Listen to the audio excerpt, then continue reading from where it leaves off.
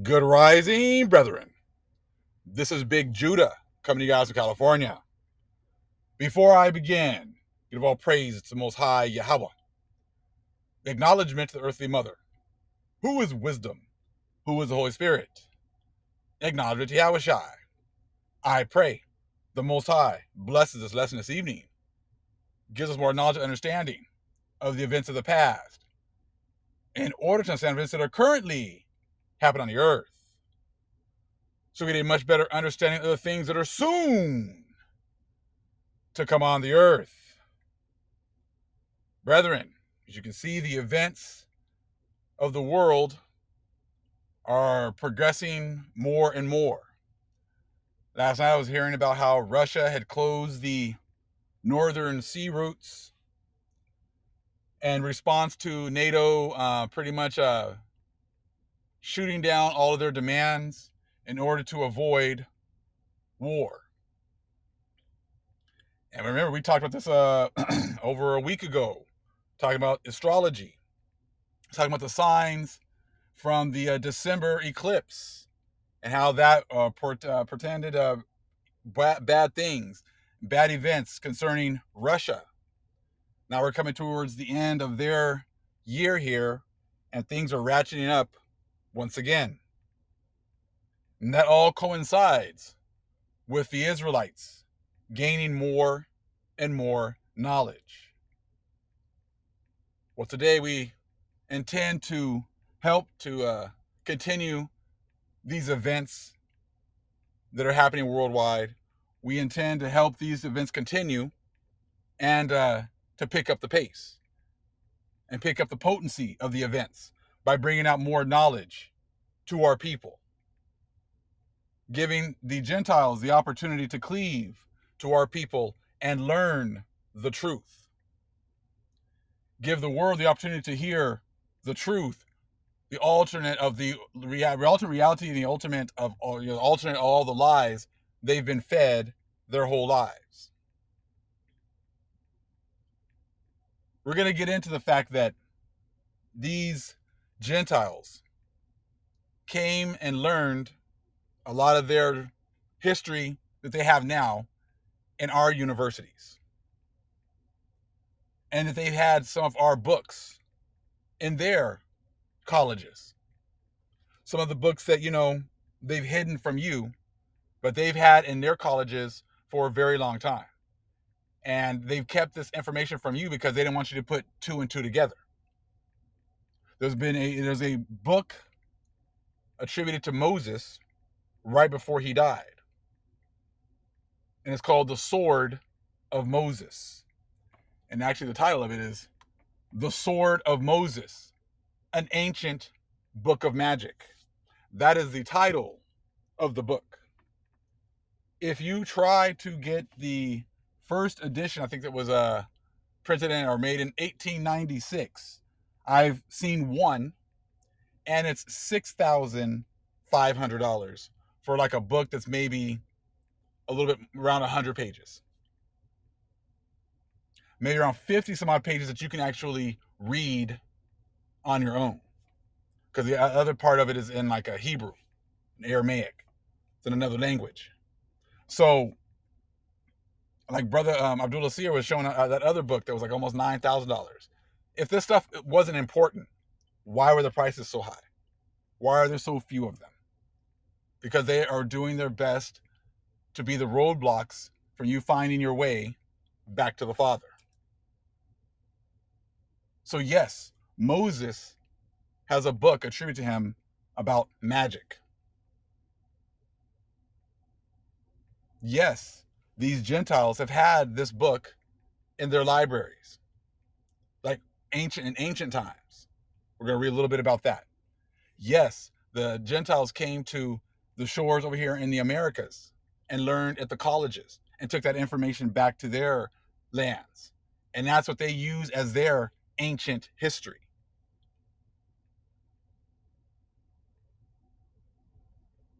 So, the movie Black Panther started to make more and more sense about this hidden land, this hidden, civilization that was way more advanced than the rest of the world.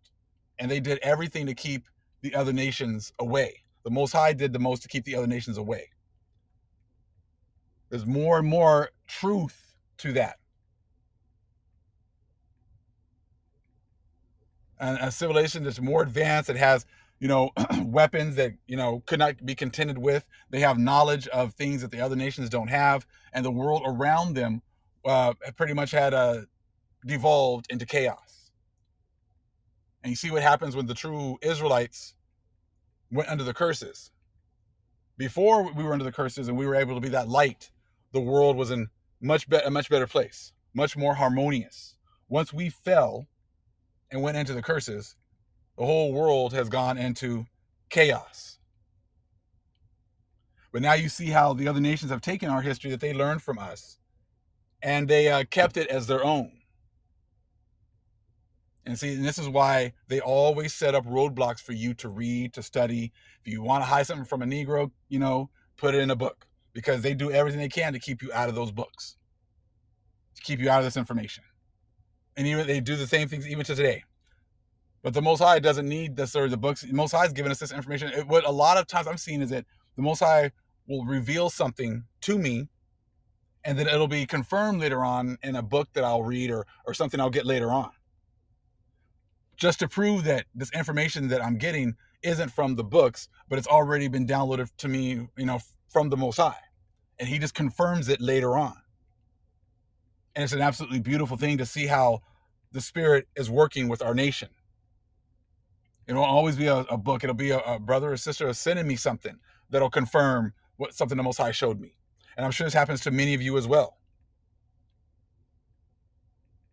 This is why, this reminds me of that whole story of when Moses took the crown at that dinner, took the crown of the Pharaoh and put it on his head, and how the other priests and the high-ranking officials of the Egyptians knew that there was way more to that sign than just a baby taking a crown from the king or from the Pharaoh and putting it on his head. They read way more into that because they knew about how the Spirit works with our people. And they know how the Spirit is working with us again. Because trust me, they're saying, how in the hell are they figuring these things out? How in the hell are they finding these things? How in the hell are they able to get this information and bring this out? Because as they keep bringing it out, things get worse and worse for us. Every time we bring out more information and we get more understanding, things get worse for the other nations. Have you not seen that correlation yet? We've been bringing out all this information about the magic that we had, the Kabbalah, right? These other books that are improving about us being the Irish, about the Chaldees being in the Chaldees being over in Ireland. The things that they did, to the Irish, we would know that's our people. The history that they've stolen. The church pretty much being set up, over our sacred areas, and them just assuming our position and continuing to do our ceremonies. Learning about the exoteric understanding and the esoteric understanding. Learning about the Zohar. Learning about the pocket Zohar. Learning about the wands. Learning about how to use the crystals again. Learning how to use the oils again. Learning about how to use sage and Palo Santo.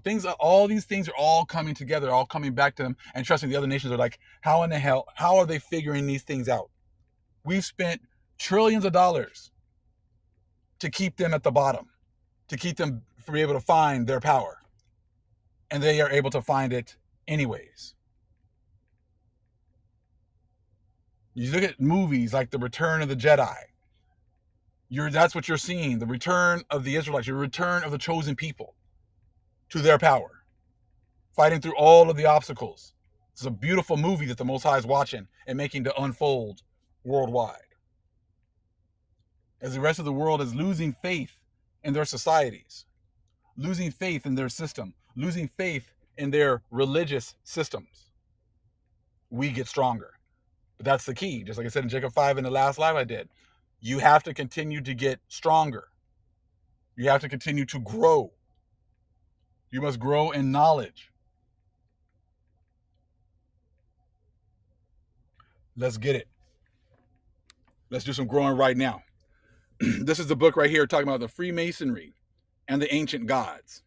Now, this is going to show you about how the Illuminati were over here in the Americas, and they met some of the natives, and the natives were actually aware and actually using some of their so-called, Freemason signs, just to show you that the signs originated over here.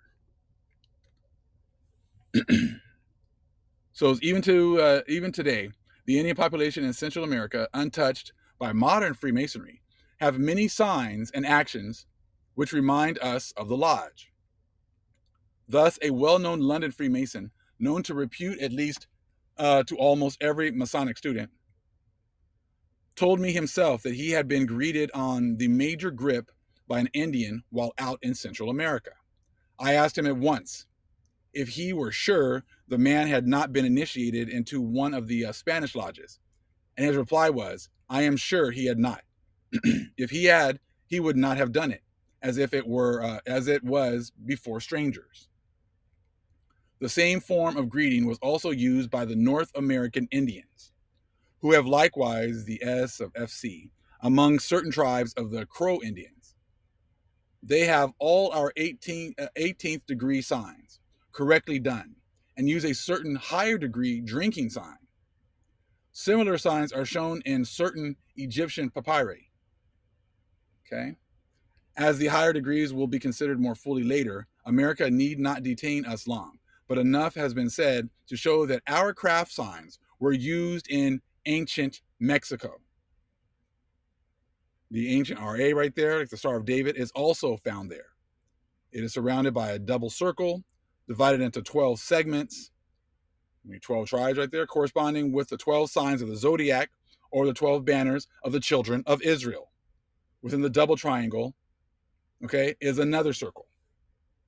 The triangle, the Tau cross, all right, and the square, and the pentacle are also found. Now, Tau cross is also the Tau cross is also talked about with the Druids and how they made the Tau cross with trees.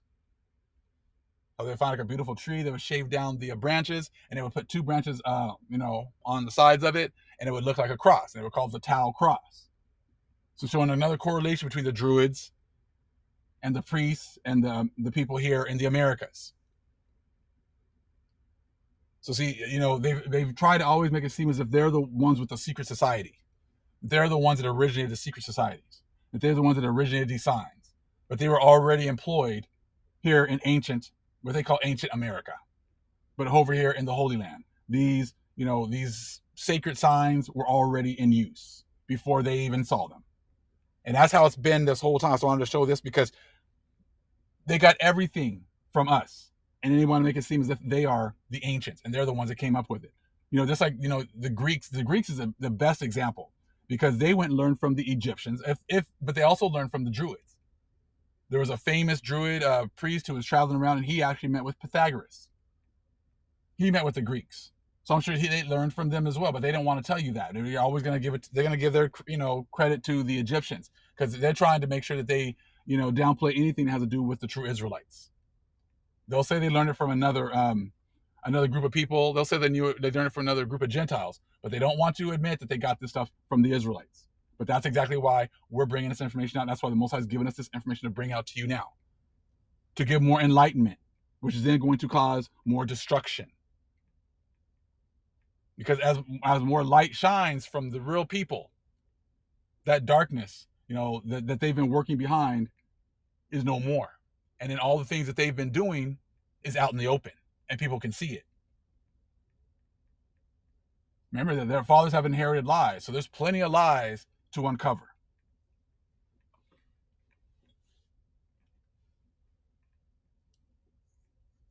I think, okay, sacred mysteries. Okay, among the Mayas and the Kashiks right here, 11,500 years ago. That's the name of this book. Okay, we're going to get to another one about Freemasonry here. Okay, their relation to the sacred mysteries of Egypt, Greece, Chaldea, and India. Now, we already know about Chaldea. They got to give, hidden names for our people. Okay, Ur of the Chaldees. We know that's talking about iron. That's talking about the Israelites. So then the Mayas and the Kashiks right there, 11,500 years ago, sacred mysteries among them, okay? Their relation to the sacred mysteries of Egypt, Greece, Chaldea, and India. Now, when you see this part, you're going to realize where this information originated from. You're going to see where they got, they throw all these other countries out there, their names out there of Egypt and Greece and India, but where did they get their information from? Who was the originators of this information? Yeah, and that's how they throw you off, by throwing these other nations in there like they were the ones that helped to originate this stuff, but they weren't. Freemasonry in times anterior to the Temple of Solomon. So Freemasonry, these signs were talking about these things that happened before Solomon even built the temple. And this book has a lot of information as well. We're just going to get into one part right here.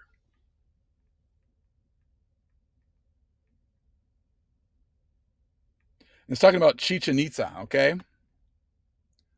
Chichen Itza that became a vast metropolis. In its temples, pilgrims from all parts came to worship and even offer their own persons as a sacrifice to the Almighty by throwing themselves into the sacred well from which the city took its name. There also came the wise men from afar to consult the Hmenes learned priests, whose college still exists. Among these foreigners were bearded men whose features vividly recall those of the Assyrians of old and the Afghans of today. They always try to throw their people in there somehow, but we don't know that Gentiles, I'm sure we're coming over here and learning some of this information. Okay? But our priests were also going all over the world and teaching. We were the light of the world. Talks about us having colleges in Ireland as well, and people coming to learn there as well. Okay? So from Chichen, this great civilization seems to have extended its influence to the remotest parts of the earth, and to have exercised its controlling power among far distant and heterogeneous nations. The fact is that we meet with the name Maya in many countries of Asia, Africa, Europe, as well as of America, and always with the meaning of wisdom and power attached to it. So that's huge, as well as America, and always with the meaning of wisdom and power attached to it. So see, the whole world's been playing the dumb role. Well, we didn't know about this place. We didn't know about the things over here. We got all our history, on our own. This is all our stuff. See, that's all part of that whole Psalms 83. And, making sure they blotted us out of history so they could take our history and keep it for themselves. But we were the ones that were teaching the whole world. And that's what they're talking about right here. Our priests were traveling all over the place. And it was like rock stars, I'm sure, when they showed up, because they had power and wisdom attached to their names. They put some respect on their names, right? They respected these people because of the things that they knew, the power that we had. It wasn't anything about us. It was about the knowledge that the Most High had given us, about the position that the Most High had put us in. The whole world knew it, and the whole world accepted it. Let's get that real fast. Let's go to Deuteronomy 7 and 6. Deuteronomy 7 and 6. For thou art an holy people unto the Lord thy God. The Lord thy God hath chosen thee to be a special people unto himself, above all people that are upon the face of the earth. So we were already put up above all the other people on the face of the earth. And that's what this is proving right here. Because as always, and always with the meaning of wisdom and power attached to it. The world knew about our status. The world knew that they had to come and learn from us. The world knew that, to get this knowledge and understanding, they would have to cleave to the Most High's chosen people in order. They didn't want to follow order. They wanted to make up, their own order and want to do things their way. And now you see how this world is. So now you understand why our people growing and coming back to the Father is so important. Because as we come back to the Father, the world goes back to the way it was originally established. The further we fall away from the Father, the further we fall away from knowledge and understanding, the world is then, in the hands of the Gentiles, and they're able to control it like they have been. But as we've been ascending more and more to the Father, they lose more and more control. Because the Most High is moving us from being the tail to the head, and it's a process. That's why you're seeing now all these events going on in Russia. If you guys notice also that they're rescheduling games all of a sudden because of events that are going on right now.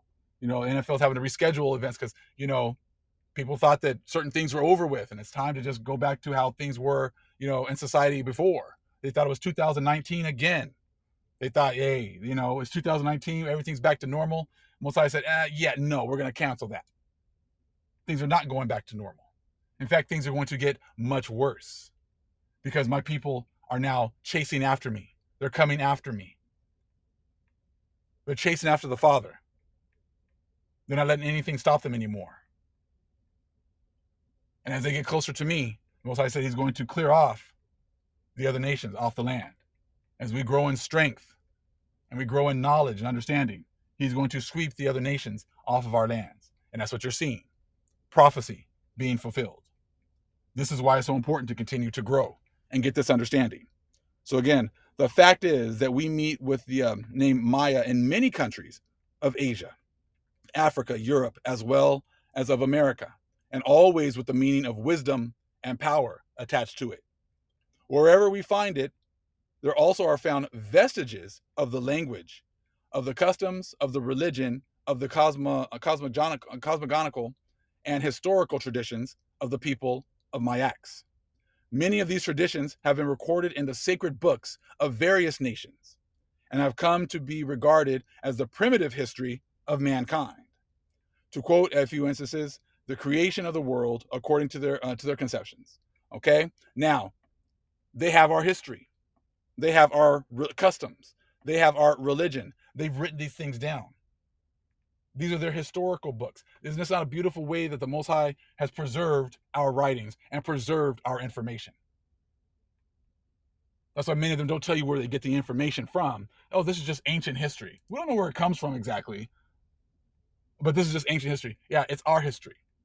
And Most High knew that we were going to be taken down. Most High knew we were going to be destroyed. Most High knew that the other nations were going to take us down. But he used them to preserve our records. He used them to preserve our information so that when it was time for us to awaken once again, that our records and our history would be present in the world, but we would have to go and search it out. Hence why you got the churches telling you, don't read books, don't study, don't go, we got everything you need right here. Because they want to keep our history for themselves. But this is huge information right here. And remember, now they have information about our religion. They have information about our what? Our magic, about the things that we used to do. And they keep it out of the books that you read, but they kept it for themselves so they could read it themselves. And we got proof of that coming up next. The Sword of Moses, an ancient book of magic.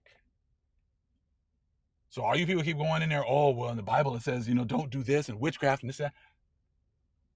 Why do you think they put that in there? Because they don't want you to find out that Moses wrote books about magic. And actually, these books were very, very important books.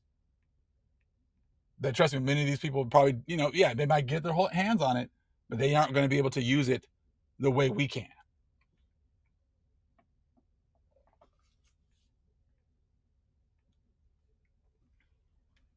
But this right here, and it's crazy because they make references to the Bible. They make references to scripture when, throughout this book and things like that. Okay. But this would kind of be an example of some of the esoteric information, like some of the hidden information that would be hidden. And that, you would have to have an esoteric understanding in order to get, the understanding of what's going on right here. The title of the book seems to be derived from the last words spoken by Moses before his death. He concludes his blessing of the children of Israel with these words. Okay, let's read Deuteronomy 33:29. Who is like unto thee, a people saved by the Lord, the shield of thy help, and that is the sword of thy excellency, or thy excellent sword. The figurative sword spoken of here must have been taken at a later time to signify more than a figure of speech. Under the influence of the mystical interpretation of Scripture flourishing at a very early period, Okay, it was taken to denote a peculiar form of the divine name, excellent and all powerful, which served as a shield and protection. It therefore could be made to serve this purpose in magical incantations, which did not appeal to the assistance of demons, but to the heavenly hosts obeying the command of the master of that sword. So you got your incantations being used for demons, but these incantations would be ones for the heavenly host, for the Israelites, calling on the Most High. You see that? And they don't want you to be able to call on the Most High. They don't want you to figure out that you have power in that capacity. So hide these books. So again, it therefore could be made to serve this purpose in magical incantations, which did not appeal to the assistance of demons, but to the heavenly hosts, obeying the command of the master of that sword. There is no wonder then that it came to be connected with the name of Moses, the very man who spoke of it, and whose last words were of that sword. In the Greek papyri, Moses is mentioned as one who keeps divine mysteries. There you go. Again, your Kabbalah right there. The information, the divine mysteries, the esoteric information that was not given to all. And this incantations, these words can be made to use for evil and for good. And the evil is trying to get you to not understand that you can use this information, or it was being used for good originally. They want you to believe that all of it's evil because they're using it for evil. Because that's all that they know. They only see things in part. They only see things from their perspective. They don't see things from the other perspective, from our side, because they're not able to, because they're wired a certain way. Remember, they come out of the womb lying. So they come out of the womb wired a different way than we do.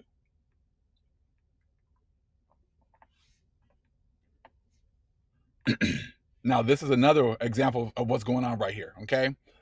There is a group of people here. Let me just go here. I'm going to read a little bit of it above where I took the picture here.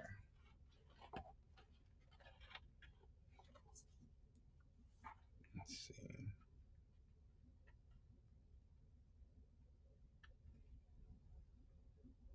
Let me see.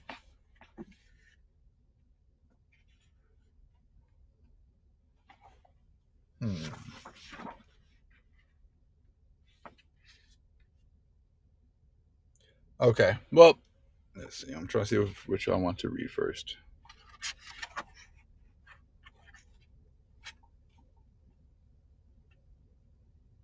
All right. At the beginning of this page, up top, it says this, because these people are trying to figure out, like, they know this magic. They've heard all this magic. Certain people have seen certain things, and they want to know how it's being done. It goes, this is on the top of page 16.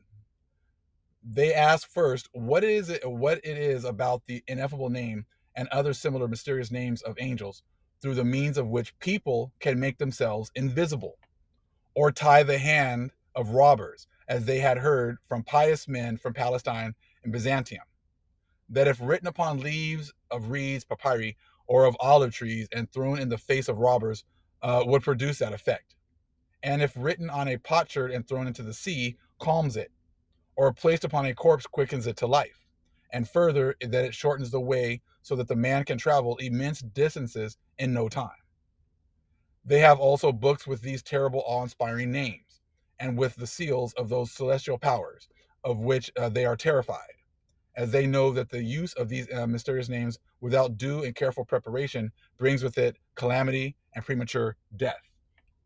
Okay, so they're aware of these spells and these effects that these people can do and things like that, and they're like, how is it that they can do this? Okay, they're writing like to this, I think, this king right here. Okay, and it says, to these and other questions, the Gaon gives a sensible and philosophical reply, warning them, and now we're at the top here, okay, in the first instance, not to place too much credence on the statements of people who pretend to have seen, but to try and see with their own eyes. So apparently, you must be able to have the opportunity to see some of these things with your own eyes. You want to see it on your own. Then he goes on to tell them that such books with mystical names are also to be found in his college. There are your books in their college. And this was written a long time ago. So again, then he goes on to tell them that such books with mystical names are also to be found in his college, and that one of his predecessors was known to have been addicted to these studies and to the writing of amulets and the knowledge of incantations. But he adds, only a fool believes everything. As for the books with formulas, he goes on to say, we have a number of them, such as the book called Sefer HaYashar, and the book called The Sword of Moses, which commences with the words, 4 angels are appointed to the sword, and there are in it exalted and miraculous things. There is further the book called The Great Mystery, besides the minor treaties, which are innumerable. So you got innumerable amount of books, that we never even heard of. Okay? And many have labored in vain to find out the truth of these things. In the course of his reply, Haya touches also upon the ineffable name and the name of 72 elements, okay? Which, according to him, was the result of the combination of 3 biblical verses, okay? But he neither knows which they are, okay? So let's go to the next one here. So, but you see right here, they had our books in their colleges. They had our information there. So for them, now you understand why they keep telling you, oh no, these are all the books that Moses wrote. He just wrote the first 5 books. That's all he wrote. There's nothing else. But you got to trust your enemy though, right? Even though in other books they're showing you that there's all these other books that they've written. They've read these books themselves. They're powerful, great books with great information, but you can't read it. You can't get it. Because they know you have that Midas touch. And if it gets into your hands, it's game over for them.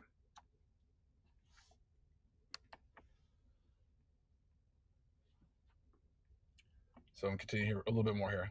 They are nor how they are uttered. As to the other of 42, he says that it consisted of 42 letters, the pronunciation of which was, however, doubtful, resting merely upon tradition. Okay, this name commenced according to him with the letters right there and finished with the right there. He mentions further the books, the great and the small heavenly halls, and the Lord of the law, full of such terrifying names and seals, which have had that dreaded effect upon the uncalled, and from the use of which those before them had shrunk, lest they be punished for incautious use. So if you're not called for this, bad things are gonna happen to you. The dreaded effect upon the uncalled. That goes for our people as well as the Gentiles. If it's not your information, it's not going to go well for you. So leave it alone. You've done your best to keep this information away from us, but the Most High is going to work to get the books back into the hands of the called, of the people that it would belong to in the first place. That's why this whole universalism does not work. There are people that are called. There are people that are chosen. There are people that are not called, but some of them have the opportunity to cleave. It's all about following the order the Most High has set up. It says these abstracts suffice to show that the mystical literature had not come to an end with the 3rd or 4th century, but had continued to grow and to exercise its influence throughout the whole intervening period. The books did not just disappear. They were still there, but the church is the one that tried to make it all disappear because they didn't want you to be able to connect back to your power.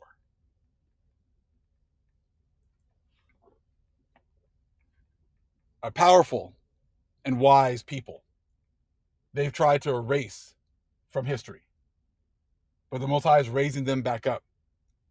And as he raises his people back up and gives them knowledge and understanding once again of their original status, their original position, and makes that connection back to the Most High, that means chaos and doom and destruction for the rest of the world. You're having your opportunity to hear the truth and to cleave to the Most High and cleave to his people. What you do with the opportunity is up to you. All praise is to Most High Yahweh. Acknowledgement to the earthly mother. Who is wisdom? Who is the Holy Spirit? Acknowledgement to Yahweh Shai. Shalom.